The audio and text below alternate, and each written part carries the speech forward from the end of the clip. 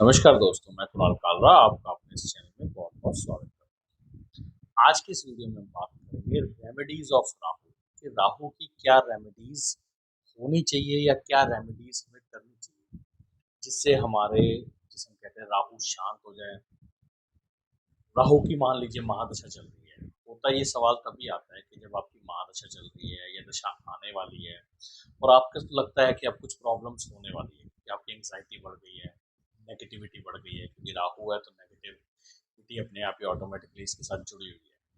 तो कहीं उसकी दशा के अंदर आपको प्रॉब्लम्स आ रही हैं या फिर वो दशा आने वाली है तो आपको चिंता सता रही है कि मेरी राहु की दशा आने वाली है, दशा बहुत बड़ी है, 18 साल की दशा है, अब मैं इसमें क्या करूँगा, क्या प्रॉब्लम्स आएंगी, कैसी रहेगी दशा, या अगर रहेगी तो इसमें रेमेडीज़ बताइए कि मेरा करियर ठीक चल सके, मेरे प्रॉब्लम्स आ सके। तो उसके बाद आपकी रेमेडीज़ की सर्च शुरू होती है। तो आज हम क्या करेंगे, इसी वीडियो के अंदर हम बात करेंगे सारी रेमेडीज़ जो अवेलेबल हैं मार्केट के अंदर कि किस तरह की रेमेडीज़ होती हैं, और इन रेमेडीज़ के बारे में सारी बात करेंगे। फिर रेमेडीज़ क्या मैं सोचता हूँ या क्या मेरा पर्सपेक्टिव है, मैं रेमेडीज़ के बारे में जो मैं फ़ील करता हूँ वो आप लोगों के साथ शेयर करूँगा। कोशिश करूँगा क्लियर शब्दों में जो मैं समझता हूँ, जो मैं सोचता हूँ आपके साथ शेयर करूँगा।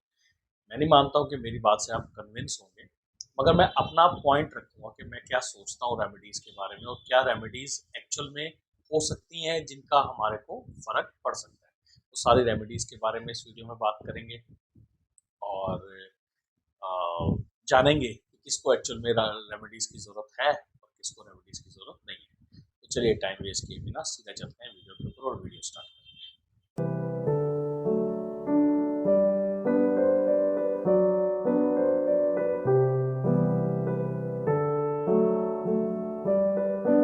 देखिए, मैं ये क्यों कह रहा था कि सब कि मतलब मेरा अपना ओपिनियन क्यों है, क्योंकि अगर आप देखिए कोई भी टॉपिक होगा, आप उसके ऊपर 10 एस्ट्रोलॉजर्स की स्पीच सुनेंगे तो तकरीबन 10 की 10 की अलग स्पीच होगी। सब एस्ट्रोलॉजर्स के पास आप जाइए, आपको अलग अलग ही इसके उपाय मिलेंगे। कोई इसको डोनेशंस में डालेगा, कोई इसको अलग तरीके से डालेगा। तो ये उपाय भी अलग होंगे, हर तरीके की जिसे हम कहते हैं। तो कोई कहेगा ये गलत, कोई कहेगा ये गलत, तो ये उस पे नहीं आ पाएंगे, जिसे हम कहते हैं ना, एक बेस पे नहीं आ पाएंगे। तो अपना पॉइंट क्या है उसको रखने से पहले सबसे पहले मैं आपको ये बताता हूँ कि किसको जरूरत पड़ेगी राहु की रेमेडीज की। ये नहीं कि सबको ही राहु की रेमेडीज की जरूरत पड़ेगी, किसको मेन जरूरत पड़ सकती है रेमेडीज की, उस बारे में बात करते हैं। सबसे पहले हम जानते हैं कि राहु एक ऐसा ग्रह है, ये एक छाया ग्रह है और ये हर चीज को स्पॉन्टेनियस अचानक जो चीज होती है वो समझ लीजिए राहु के अंदर आएगी। अचानक का मतलब हो गया एक्सीडेंट से रिलेटेड हो गया, बीमारियां, कोर्ट केसेस, हमारी बीमारियों की को सही तरीके से एनालाइज ना होना, वो राहु के अंदर आएगा। कोर्ट केसेस, डाइवोर्स, या कोई भी बिजनेस के अंदर फ्लक्चुएशंस आनी, तो ये सारी राहु के अंदर आती है। अगर राहु हमारा 6th हाउस या 8th हाउस के कनेक्शन में है, अब ये कनेक्शंस कैसे बनते हैं ये अगर बताने जाऊंगा तो ये वीडियो बहुत बड़ा हो जाएगा। अभी हम सिर्फ हल्का हल्का समझिए, क्योंकि मैंने पिछले वीडियोस में बताया हुआ है कि राहु कहाँ नेगेटिव होता है और कहाँ पॉजिटिव होता है। फिर भी अगर आप जानना चाहेंगे तो आप कमेंट कर दीजिएगा, तो मैं एक वीडियो में बता दूंगा। अभी समझने की जरूरत है कि अगर राहु का कनेक्शन 6th हाउस के साथ, 8th हाउस या 12th हाउस के साथ है तो ये कोर्ट केसेस और बीमारियां दे सकता है। अगर फर्स्ट हाउस इंक्लूड है तो बीमारियां साथ में देगा। अगर ये 4th हाउस के साथ इन्वॉल्व है तो ये एक्सीडेंट्स वगैरह के इसके चांसेस बन जाते हैं। तो अगर आपका राहु इन सब हाउसेस के साथ कनेक्टेड है तो इसका मतलब कहीं ना कहीं ट्रबल है। 7th हाउस के साथ कनेक्टेड है, 8th हाउस के साथ कनेक्टेड है, अगर 7 और 8 दोनों के साथ कनेक्टेड है तो इसका मतलब आपकी एंग्जाइटी लेवल इसने बढ़ाया हुआ है, गुस्सा बढ़ाया हुआ है, झगड़े बढ़ाए हुए हैं। तो इस तरह से कनेक्शंस हैं, तो अगर आपके इनमें कनेक्शंस बन रहे हैं तो इसका मतलब राहु में कहीं ना कहीं प्रॉब्लम है। या फिर आपके साथ जो जो राहु के साथ जो प्लेनेट बैठा है उसका इन सबके साथ कनेक्शन बन रहा है, मान लीजिए राहु किसी के साथ कंजक्ट होकर बैठा है और उसके साथ अगर ये सारे प्लैनेट्स बन रहे हैं तो इसका ये मतलब है कि तब भी आपको राहु की दशा के अंदर ये प्रॉब्लम्स आ सकती हैं और आपको इसकी रेमेडीज की जरूरत पड़ेगी। अभी हम बात करते हैं इसकी जो मेन टॉपिक है इस वीडियो का, वो है रेमेडीज का, कि रेमेडीज क्या होती है, राहु की क्या रेमेडीज हो सकती है। देखिए, राहु की रेमेडीज अगर आप ओपन करेंगे आपको वीडियोस में भी, गूगल पे भी, न्यूज चैनल पे भी दबा दबा के भर के भरी हुई। इसमें कॉमन क्या है मैं आपको बताता हूँ। सबसे पहले अगर बोला जाता है तो ये बोला जाता है कि आप या तो काले बीज दान कर दीजिए, मोटा मोटा ले रहा हूँ मैं, सारे नहीं। जैसे काले बीज चलते पानी में डाल दीजिए, कोई दूध की थैली भैरव मंदिर में चढ़ा दीजिए, या आप अपना लिकर भी कई बार डोनेट करवाया जाता है। जितने भी ये होते हैं नशेड़ी लोग होते हैं, इनको खाना दिया जाता है, या ऐसा बहुत सारी चीज़ें आपको मिलेंगी। तो ये सारी चीज़ें हम लेते हैं, इसको कैटेगरी लेते हैं हम। एक कैटेगरी लेते हैं हम डोनेशंस की, तो पहली कैटेगरी लेते हैं डोनेशंस की। तो ये सारी कैटेगरी आ गई डोनेशंस के अंदर। ये सब चीज़ें, अगर आप दूध दान कर रहे हैं, या आप लिकर दान कर रहे हैं, या आप तिल पानी में परवा रहे हैं, या किसी को दे रहे हैं, किसी को किसी भूखे को खाना खिला रहे हैं, ये कुछ भी आप डोनेशन कर रहे हैं, खीर बांट रहे हैं, कुछ भी बांट रहे हैं, तो ये सारी चीजें तो आ गई डोनेशंस में, कि दान पुण्य में आ गई। तो सब अलग अलग अपना दान कराते हैं, और उसके बाद आपको लगता है कि उससे हमारे को चेंजेस आ गए हैं। कई बार कईयों को चेंजेस आते हैं, और कई बार कईयों को चेंजेस नहीं आते, और कई बार ऐसा होता है कि हमारा मन नहीं कर रहा होता ये दान वगैरह करने का, फिर भी हम डर के मारे, या हम एंग्जाइटी लेवल से बचने के लिए, या हम कई बार जैसे हमें किसी ने कहा है, घर वालों का प्रेशर है, या किसी बड़े बुजुर्गों का प्रेशर है, तो हम उसके उसमें कर देते हैं। कई बार हमारे को फर्क भी पड़ जाता है, मगर हमारे को इसमें बेस नहीं नजर आता। दान पुण्य करना कोई बुरी बात नहीं है, अच्छी बात है। किसी को हम खिलाते हैं, सबका इसमें अलग अलग पर्सपेक्टिव आपको देखने को मिलेगा।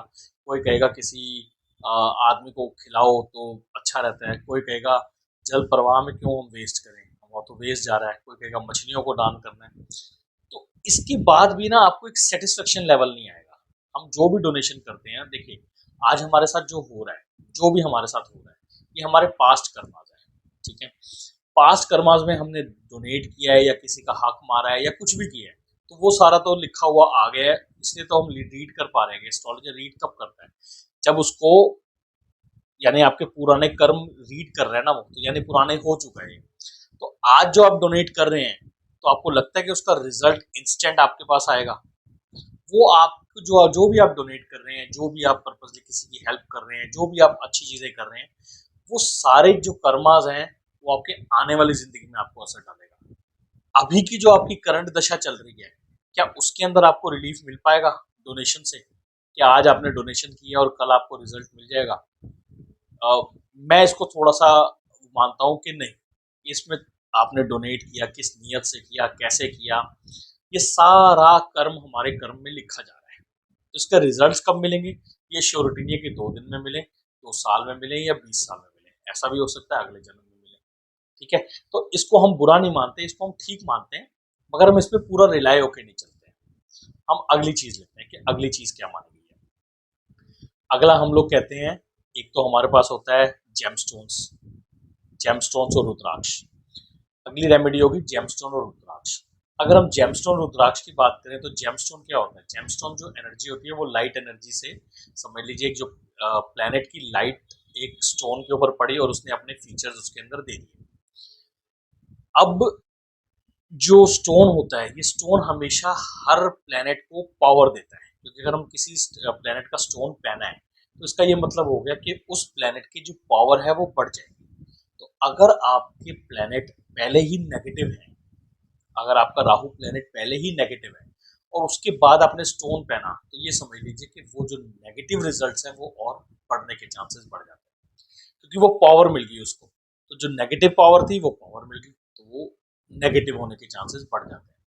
रुद्राक्ष आप पहन सकते हैं अगर मेडिकल रीजंस हैं आपको, मान लीजिए अगर राहु से आपको मेडिकल प्रॉब्लम्स कुछ हो रही हैं राहु के पीरियड में, तो आप रुद्राक्ष पहन सकते हैं राहु के लिए। रुद्राक्ष से आपको मेडिकल रीजंस, क्योंकि रुद्राक्ष में हमेशा ये एक रिसर्च कहा गई है, हालांकि मैं इसको नहीं मतलब ये नहीं कह रहा कि मैं अप्रूव करता हूँ, कि मैंने देखा है कि रुद्राक्ष से काफी लोगों को फर्क पड़ता है अगर मेडिकल रीजन से परेशानी आ रही है। काफी हद तक एंग्जाइटी लेवल भी इसमें आदमी का कम होता है। तो ये तो हो गया एक जेमस्टोन वाला फैक्टर, कि जेमस्टोन में पत्थर पहनने से नेगेटिव कम नहीं होगा, नेगेटिव वही रहेगा, बल्कि और बढ़ने के चांसेस बढ़ जाते हैं। रुद्राक्ष से हम उसको थोड़ा सा कंट्रोल कर सकते हैं। तो ये हो गई, एक हमने बात करी डोनेशंस की, एक बात करी हमने जेमस्टोन। अब सबसे जो कॉमन चीजें हैं, वो हमेशा हमारे कल्चर के अंदर भी आपको देखने को मिले, वो कहते हैं तंत्र, यंत्र और मंत्र। तंत्र, यंत्र और मंत्र। यंत्र आपको पता है इसके अंदर जेमस्टोन के यंत्र के अंदर आ गए, या फिर वो जो बाजार में भी आपको पता है कई एडवर्टाइजमेंट्स आ रहे होते हैं, राहु के यंत्र हैं, आप लगाएंगे तो उससे आपके दिन दुगनी रात चौगनी तरक्की हो जाएगी, जो भी हो जाएगा। तो अगर आपको उसमें वैलिड लगता है कि वो यंत्र लगाने से आपको बेनिफिट्स हो रहे हैं तो आप उसको लगा सकते हैं। मैं इन चीज़ों में इतना ट्रस्ट नहीं करता, मैं इसलिए अपना ओपिनियन बताऊंगा कि ये जो एनर्जाइज होते हैं और ये जो यंत्र होते हैं, ये यंत्र हमारे ही बनाए गए हैं, पिरामिड्स और ये सारी चीज़ें होंगी। इस पे आप अगर आर्गुमेंट देखेंगे तो कोई पिरामिड्स को गलत मानता है, कोई पिरामिड्स को सही मानता है, तो इसका कोई वैलिड आपको जवाब नहीं मिल पाएगा कि हाँ जी ये पिरामिड से ये यंत्र लगाने से आपको कुछ बेनिफिट हुआ। कुछ बेनिफिट हुआ, मगर इसका भी कोई, जिसे हम कहते हैं कि वैलिड रीजन मेरी समझ से बाहर है। इसलिए मैं आप लोगों के साथ जो खुल के मैं कहना चाहता हूँ वो मैं आप लोगों से कह रहा हूँ। इसके बाद आ गया यंत्र हो गया, एक हो गया तंत्र, जिसमें हम कर्म कांड वगैरह कहते हैं कि आपने किसी तांत्रिक से बात करी कि मेरा ये चल रहा है, तांत्रिक ने अपने कर्म कांड किए, आपसे जो भी उसने तंत्र वंत्र किए, तंत्र विद्या की, उसके बाद कई लोगों को रिलीफ पड़ता है। मगर इसके नेगेटिव इफेक्ट्स भी बहुत सारे देखने को मिलते हैं कि अगर आपने एक काम करवा दिया तो उसका नेगेटिव इफेक्ट दूसरी तरफ ना आ जाए, कि एक काम तो आपका हो गया और दूसरे में प्रॉब्लम ना आ जाए। क्योंकि ये हमेशा कहा गया है कि तंत्र जितनी एनर्जी से जो चीज़ आगे जाती है उतनी ही एनर्जी से वो चीज़ पीछे आती है। तो इसीलिए जो चीज़, जो भी बॉल आप ऊपर की तरफ फेंकेंगे, याद रखना जितनी स्पीड से आप ऊपर की तरफ फेंकेंगे उतनी स्पीड से ही आपकी तरफ वो वापस आएगी। तो अगर आप कोई भी ऐसी तंत्र विद्या से अपनी प्रॉब्लम्स दूसरे पे डालते हैं, आप सोचते हैं, क्योंकि कई उपाय ऐसे होते हैं जिसके अंदर आप ताला चौराहे पे रखाइए या कोई भी चौराहे पे आप रखाइए, तो ये तंत्र विद्या आप जो करते हैं, अगर आप अपनी प्रॉब्लम्स किसी पे डाल रहे हैं तो ये याद रखिए किसी और की प्रॉब्लम्स भी आपके ऊपर आ सकती है। तो मैं इसको एक नेचुरल वे नहीं मानता, इसलिए मैंने आप लोगों से ये चीज कही। अब तीसरी और फाइनल चीज जिसे हम कहते हैं मंत्र, कि मंत्र विद्या क्या होती है। देखिए मंत्र जाप क्या होता है कि हम जितने भी बड़े बुजुर्ग हैं हमारे, वो हमेशा कहते हैं कि जाप किया करो, मंत्र जाप किया करो। अब ये मंत्र जाप के सबके अपने अपने तरीके हैं, कि कोई भगवान की माला जाप जपता है, कोई सतनाम जपता है, कोई भजन कीर्तन करता है। तो भजन कीर्तन जब भी हम करते हैं, जब भी हम नाम जपते हैं, गुरुद्वारे जाके, मंदिर जाके, कहीं भी जाके, जब भी हम जोर जोर से कीर्तन भजन करते हैं तो उसमें हमारी एनर्जीज लगती है, उसमें हमारी एनर्जीज लगती हैं और एनर्जीज यूटिलाइज होती हैं। जब भी ये एनर्जीज हमारी यूटिलाइज होती हैं तो उसके बाद हम लोग बहुत रिलीफ महसूस करते हैं। ये वीडियो थोड़ा लंबा हो रहा है, मगर मैं आपको जो समझाना चाहता हूँ वो आप ध्यान से समझिएगा कि जब होता क्या है कि जब भी प्रॉब्लमेटिक राहु होता है, प्रॉब्लम्स आती हैं, तो वो प्रॉब्लमेटिक पीरियड के अंदर होता क्या है कि हमारा जो फोकस होता है वो पूरा उस प्रॉब्लम के ऊपर होता है। कोर्ट केसेस है, कुछ भी है, हमारा फोकस इतना उस प्रॉब्लम में होता है, हम उस प्रॉब्लम से इतनी ज्यादा एंग्जाइटी में आ जाते हैं, डर जाते हैं, घबरा जाते हैं कि हम किसी और चीज पे फोकस नहीं कर पा रहे होते। इवन हम उसके रिजल्ट्स पे भी फोकस नहीं कर पा रहे होते, कि हम उसके अंदर से कैसे, नॉट सॉरी रिजल्ट्स, हम उसके सॉल्यूशन पे भी फोकस नहीं कर पा रहे होते कि हम उसका सॉल्यूशन कैसे निकालें। तो सॉल्यूशन को निकालने में, क्योंकि हमें उसको थोड़ा सा छोड़ना पड़ता है, वो प्रॉब्लम हमारे दिमाग से निकल ही नहीं पा रही होती जो हम उसका सॉल्यूशन निकाल सकें। तो उस प्रॉब्लम को दिमाग से निकालने के लिए दिमाग ही प्रॉब्लम का हल निकालता है। तो वो दिमाग को शांत करने के लिए उस दिमाग को उस प्रॉब्लम से हटाना पड़ता है थोड़ी देर के लिए, और वो हटाने का जो बेस्ट वे होता है वो होता है मंत्र। जब हम जोर जोर से तंत्र करते हैं, भजन कीर्तन करते हैं, तो हमारा जो एंग्जाइटी लेवल होता है वो इतना दिमाग शांत होता है और दिमाग एक तरफ हो जाता है। जब हमारा दिमाग उस चैंटिंग से, उस मंत्र से शांत हो जाता है, फिर हम रिलैक्स होकर उस प्रॉब्लम को सोल्यूशन निकाल सकते हैं। तो मंत्र की बात करें तो मंत्र एक बेस्ट रेमेडी है, बेस्ट रेमेडी है जो आपको प्रॉब्लम्स के अंदर आपको एक रास्ता और आपको एक हिम्मत, रिड्यूस, ये एनर्जी, ये नेगेटिव एनर्जी को रिड्यूस करती है। प्रॉब्लम नहीं खत्म होती, मगर नेगेटिविटी जो उस प्रॉब्लम की वजह से आई होती है वो हमारे सर पे भारी हुई होती है। तो उस नेगेटिविटी को जो अगर रिड्यूस करते हैं तो वो सिर्फ मंत्र करते हैं। राहु के मंत्र होते हैं, राहु के मंत्र होते हैं। मैं आपको राहु का मंत्र भी बताऊंगा, मैंने इसके ऊपर एक पूरा वीडियो बनाया हुआ कि कैसे करना है, कब करना है, किस टाइमिंग्स पे करना है। मैं बोलूंगी तो मैं इस पे लिंक में ऊपर डाल दूंगा, तो आप वो भी देख सकते हैं। अगर मेन समझने की जरूरत है कि ये मंत्र को अगर सही तरीके से किया जाए पूरी ताकत के साथ हमारी, और मंत्र ये नहीं कि आपने किसी और से करवाना है, आप खुद करते हैं, आपके अंदर नेगेटिविटी खत्म होती है और पॉजिटिविटी की ऊर्जा आती है और परेशानियां उतनी ज्यादा कम होती है, क्योंकि परेशानियों में सबसे पहले रात की नींद उड़ती है। तो ये मंत्र रात को करने से आपकी जो करने के बाद आपको सही रिलैक्सेशन मिलती है और आपको चैन की नींद आएगी। तो मंत्र की अगर हम बात करें तो मंत्र में बहुत बेनिफिट्स हैं। अगर अब तक की हमने जो चारों रेमेडीज की बात की उसमें सबसे सही जिसमें हम किसी का नेगेटिव नहीं कर रहे, जिसमें हम हम किसी का नेगेटिव नहीं कर रहे, हम ऐसा कोई विद्या नहीं कर रहे जिससे किसी और का नुकसान हो, हम अपने आप को रिलैक्स कर रहे हैं। और अपने आप को रिलैक्स करना कोई गलत चीज नहीं। आप खुद शांत हो रहे हैं, आप खुद शांत हो रहे हैं, आप मंत्र कर रहे हैं और मंत्र करने के बाद आप रिलैक्स हो रहे हैं और इसके रिजल्ट्स आपको इंस्टेंट देखने को मिलेंगे। कहते नहीं थे बड़े बुजुर्ग, परेशानी हो रही है चल सत्संग में जा और भजन कीर्तन कर। तभी तो ये जोर जोर से बनाए गए हैं हमारे कल्चर के अंदर। कुछ लोग पार्टीज करके करते हैं, सबके अपने अपने वे हैं। तो ये था मंत्र का। अगर आप इसका मंत्र जानना चाहते हैं, मैंने मंत्र का वीडियो डाला हुआ है, ठीक है, ये आप अपनी स्क्रीन पे भी देख सकते हैं। तो इसी मंत्र को अगर आप 18,000 बार करेंगे, 18,000 फिगर को लेके मत डरिए, 108 की एक माला होती है, उसको हम 100 गिनते हैं। 21 दिन के पीरियड के अंदर आपने 18,000 खत्म करने हैं। मतलब ये मान के चलिए कि रोज के आप तकरीबन तकरीबन 800 या 900, तो ये समझ लीजिए 7-8 माला आपने जपनी है। उसके हिसाब से आपकी ये कवर हो जाएगी। तकरीबन 7-8 माला रोज की जपनी है और आपको उसी टाइम ये ज़्यादा से ज़्यादा 7-8 माला जपने में आपको 35 से 40 मिनट लगेंगे। पूरा वे और पूरा करने का तरीका मैंने वीडियो में डाला हुआ, तो आप देख सकते हैं। तो ये था एक कुछ इन्फॉर्मेशन जो मैं फील करता हूँ, जो मैं समझता हूँ, वो आप लोगों के साथ मैं शेयर की है। तो माफ़ी चाहूँगा अगर कुछ गलत लगा हो तो। आपसे अलविदा लेता हूँ, जल्दी मिलता हूँ एक नई वीडियो के साथ। तब तक के लिए नमस्कार, आपका समय शुभ।